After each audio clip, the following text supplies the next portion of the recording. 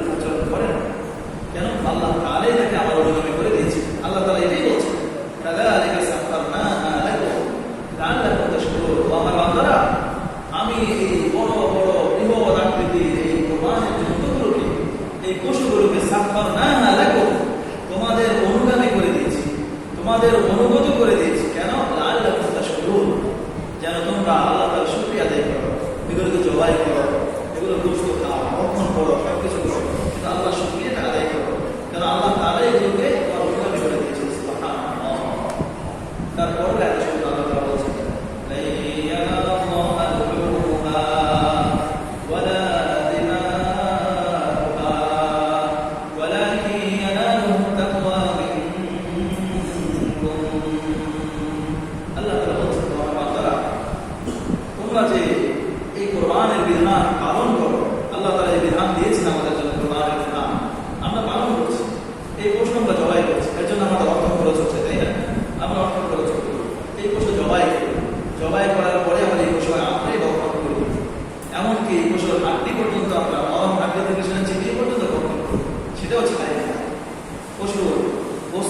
কলিজা, মটর, হাড্ডি সবকিছুই আল্লাহ আমাদের জন্য হালাল করেছে, সবকিছু আমরা পছন্দ করি। তাহলে আল্লাহ তাআলার বিধান আমরা পালন করলাম, কোরবানির পশু আমরা বর্তন করলাম, আল্লাহ তাআলার কাছে কি বলছে, আল্লাহ তাআলার দরবারে কি বলছে? আল্লাহ তাআলা এই আদেশ দিয়ে আমাদেরকে বলছে যে বান্দারা, আমাদেরকে আদেশ দিয়েছি তোমার কোরবানির পশু রক্ত, মাংস কোনো কিছুই আল্লাহর কাছে পৌঁছে না। আল্লাহ তাআলা পান না, আল্লাহর কাছে পৌঁছে না। তোমাদের কোরবানির জন্তুর গোশত,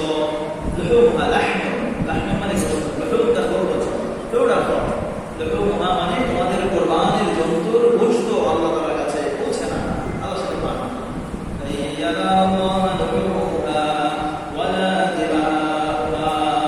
এবং তার রক্ত আল্লাহর কাছে পৌঁছে না, আল্লাহ তার রক্ত চান, তার গোশত আল্লাহ চান, তার রক্ত আল্লাহ চান না, এগুলো আল্লাহ চান না। আল্লাহ কি চান?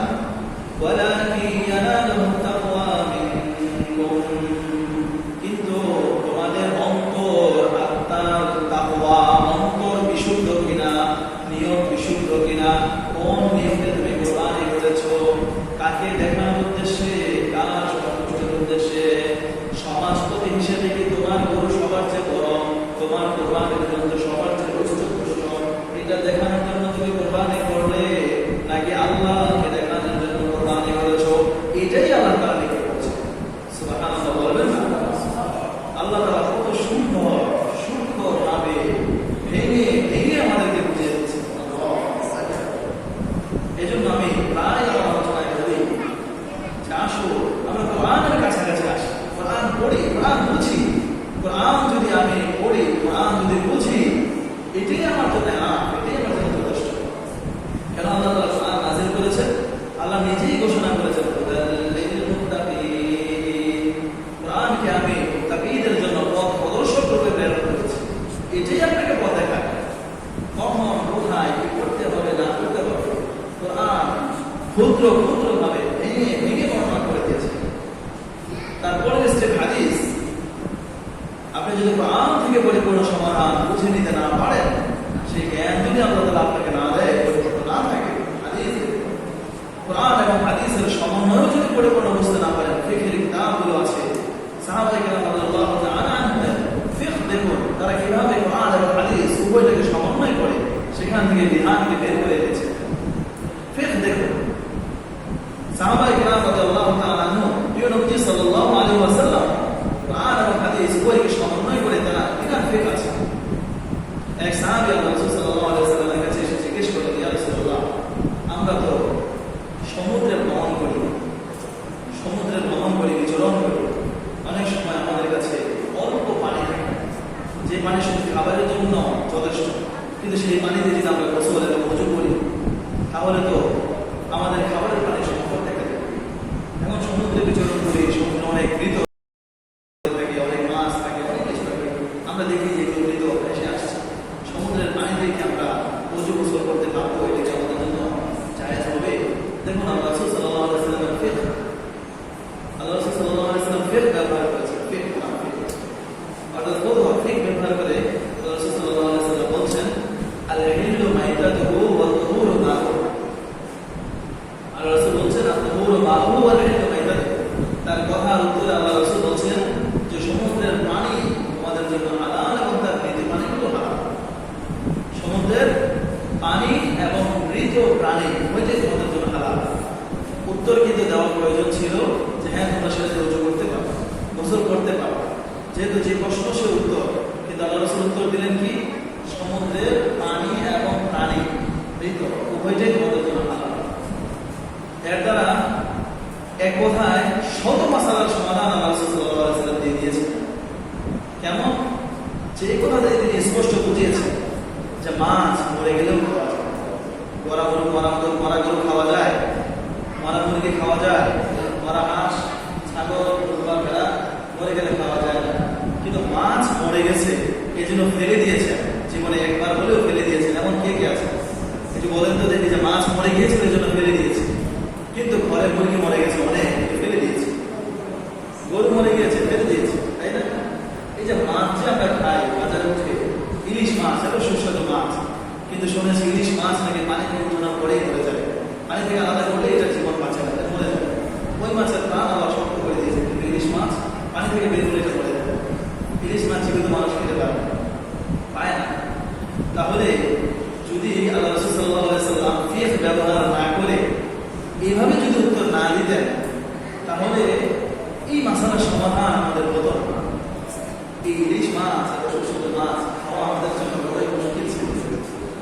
কিন্তু আল্লাহ রাসূল সাল্লাল্লাহু আলাইহি ওয়াসাল্লাম এই ব্যবহার করে উত্তর দিয়েছেন, বলছেন আত-তাহুরু মা'রুহু ওয়াল হিল্লু মাইতাতুহু, যে সমুদ্রের পানি, ওরা বললেন যে আল্লাহ রাসূল আমরা কি সমুদ্রের পানিতে গোসল করতে পারি?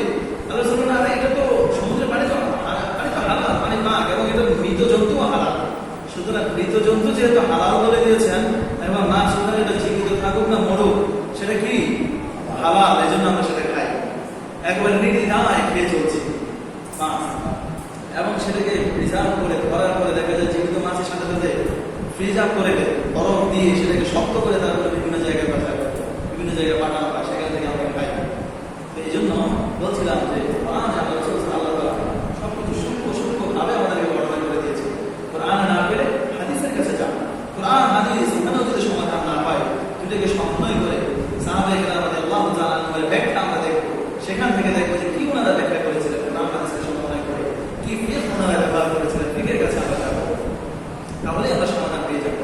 যে আয়াতে আল্লাহ তাআলা ধরে ধরে ভেঙে ভেঙে আমাদেরকে বলছেন,